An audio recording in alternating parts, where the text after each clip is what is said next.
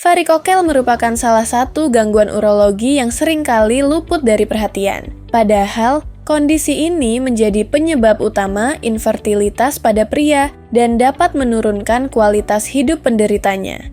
Kelainan berupa pelebaran pembuluh darah di sekitar testis ini sering tidak menimbulkan gejala yang jelas, namun secara perlahan mengganggu proses pembentukan sperma dan keseimbangan hormonal.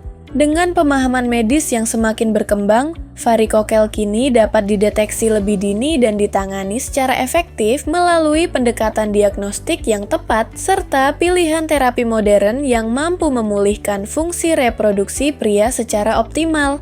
Buku Varikokel, Perspektif Klinis dari Diagnosis hingga Tata Laksana Terkini, karya Syarif, Ahmad Taufik Fadilah Zainal, Moh Anfasa Givari Makaraka, and Muhammad Zaki menghadirkan buku edukasi. Buku ini membahas masalah urologi yang paling sering dijumpai pada pria, yaitu varikokel.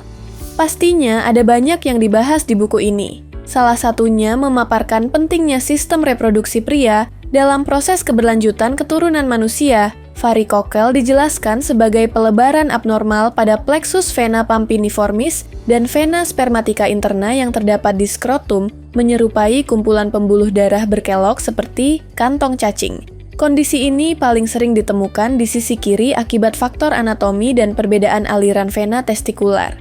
Walau seringkali tidak menimbulkan gejala, varikokel dapat menyebabkan nyeri, rasa berat di skrotum, penurunan volume testis, serta berdampak pada kualitas sperma yang menjadi faktor penyebab infertilitas pada pria. Tidak hanya itu, di buku ini juga membahas etiopatogenesis dan patofisiologi varikokel. Penulis menjelaskan bahwa varikokel terjadi akibat gangguan aliran balik vena, karena kelemahan katup vena atau tekanan balik dari vena renalis kiri, yang dikenal sebagai nutcracker phenomenon. Gangguan sirkulasi ini menyebabkan peningkatan suhu skrotum, hipoksia jaringan, serta penumpukan radikal bebas yang menimbulkan stres oksidatif. Kombinasi kondisi tersebut mengganggu fungsi sel Leydig dan Sertoli di testis, menurunkan kadar testosteron, serta memperburuk proses pembentukan sperma. Buku Varikokel, Perspektif Klinis dari Diagnosis hingga Tata Laksana Terkini menjelaskan juga bahwa faktor risiko lain yang dapat memperberat varikokel antara lain aktivitas fisik berat, gaya hidup yang tidak sehat, indeks massa tubuh ekstrem, hingga kebiasaan merokok dan konsumsi alkohol. Buku ini menekankan pentingnya anamnesis yang teliti dan pemeriksaan fisik yang cermat. Buku ini juga menyoroti pentingnya pemantauan pasca operasi melalui evaluasi fisik, analisis sperma, dan pencitraan ultrasonografi untuk memastikan tidak ada kekambuhan atau komplikasi seperti hidrokel. Selain itu, penulis membahas secara khusus varikokel pada anak yang umumnya bersifat asimptomatik dan perlu pengawasan jangka panjang agar tidak mengganggu pertumbuhan testis maupun kesuburan di masa depan.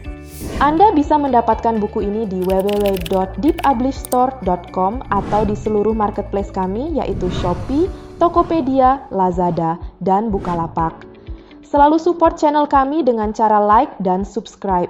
Jika video ini bermanfaat untuk Anda, jangan lupa share ke orang sekitar Anda.